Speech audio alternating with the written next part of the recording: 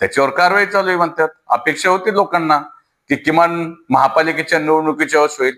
अधिवेशन गेलं, संपलं, 14 तारखेलाच संपवलं, 7 दिवस अगोदर संपवलं. त्याच्यात कुठं काही निर्णय सत्ता होती. आणि हे गावं समाविष्ट आले तरी तशा पद्धतीने काही दिसत नाही. कचऱ्याचा प्रश्न फार मोठ्या प्रमाणामध्ये, बेरोजगारीचा प्रश्न फार मोठ्या प्रमाणामध्ये या ठिकाणी. कारण बेरोजगारीचा प्रश्न याच्यासाठी झालाय की मागच्या काळामध्ये ज्यावेळेस पुणे महानगरपालिकेमध्ये गावं समाविष्ट झाली त्यावेळेस एक या ठिकाणचे असणारे शेतकरी बांधव आहेत, शेतीवर नुसतं भागत नाहीत. एखादी छोटीशी इंडस्ट्री शेड काढलं, काय केलं तर त्या ठिकाणचं भाडं अर्निंग त्याला येत होतं. परंतु एवढा भरमसाठ टॅक्स, म्हणजे असणाऱ्या नागरिकांना जर स्क्वेअर फुटाला 12 रुपये 13 रुपये जर भाडं असेल तर सर्वसाधारणपणे सर्व कर धरून 21 रुपये 65 पैशाच्या आसपास per square foot per month हा येणारा खर्च. आणि लोकांनी शेड काढून टाकली.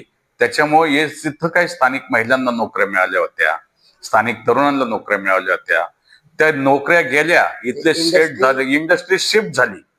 आणि हे करत असताना या शासनकर्त्यांनी लोकसभेच्या वेळेस पण आश्वासन दिलं, विधानसभेच्या वेळेस पण कर कमी करण्यासंदर्भात ग्रामपंचायतीच्या फार फार तर दुप्पट कर करावा अशी आमची मागणी होती. त्याच्यावर कुठला निर्णयच नाही ना. म्हणजे हा जर निर्णय घ्यायचा नसेल तर फक्त लोकसभेला गाजर दाखवायचं काम केलं विधानसभेला, आणि त्याचा निर्णय नाही. हे जर असं होत असेल तर ही फसवणूक आहे ना.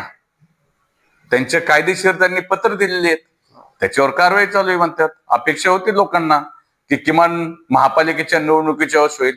अधिवेशन गेलं, संपलं, 14 तारखेलाच संपवलं, 7 दिवस अगोदर संपवलं. त्याच्यात कुठं काही निर्णय झाले. आणि हे जर होणार नसेल तर नागरिकांना दिलेले आश्वासन त्यांनी नवले ब्रिजला आणि इतर ठिकाणी उधळलेला गुलाल हा लोकांच्या डोळ्यासमोर निश्चित दिसेल, आणि तो गुलाल आमच्या अंगावर एवढं निश्चित आहे.